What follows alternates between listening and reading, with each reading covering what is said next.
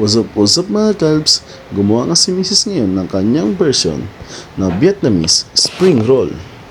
Napakasarap nito mga kalbs, lalo na at meron tayong homemade peanut sauce.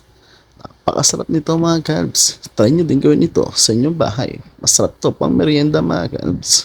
Rice pepper, tapos yan, babad sa tubig. Basahin sa tubig yan, ibababa para lumambot. Huwag lang masyadong ibabad kasi mabubutas agad siya. Tapos, lagyan ng lettuce yan. Tapos, cucumber, mango. Kung meron kayong crab stick, tsaka chicken breast, mas masarap yon, lagyan nyo din. Pero ito sa amin, ganito lang kasi ito lang ang budget. Tapos, lagyan siya ng noodles. Anong tawag dyan sa noodles na yan? Vermicelli na. Vermicelli noodles. Yung sutanghon ba tawag dito? Tapos, slowly wrap para hindi mabutas. Yan, make it sure na hindi mabutas. Lagyan naman siya. Yan. Pwede siyang prituhin, pwede rin siyang fresh na ganyan. That's it. Ito na siya ngayon, ang finished product natin. Diba? Napakaganda. See? Nice wrap. Ito ngayon ginamit natin dyan mga kakalbs. Spring roll wrap, rice paper. Tapos mga kakalbs, gumawa rin tayo dito ng peanut sauce. Ipapakita ko sa inyo kung paano gumawa. Dito ay naglagay lang tayo ng peanut sauce sa mixing bowl.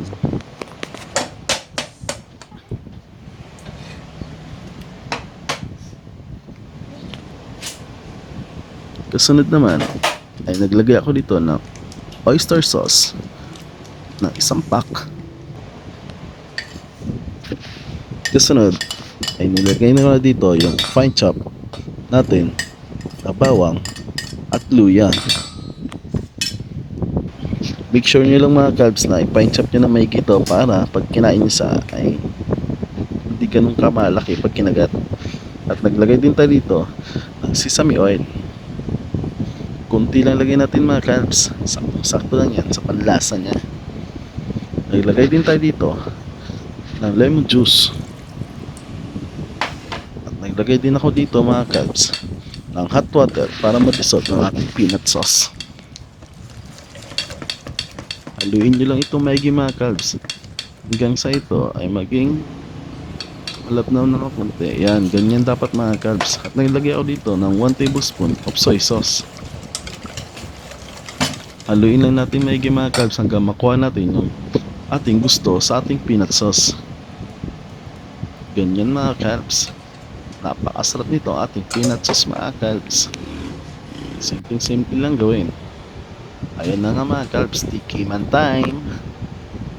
Dito mga kalbs ay talagang ang sarap nito mga kalbs. Tingnan nyo naman. See, mukha pa lang talaga naman mga kalbs. Tuwang-tuwa. Ang sarap. Try nyo na din mga kalbs ang ating spring roll rice vegetable with peanut sauce.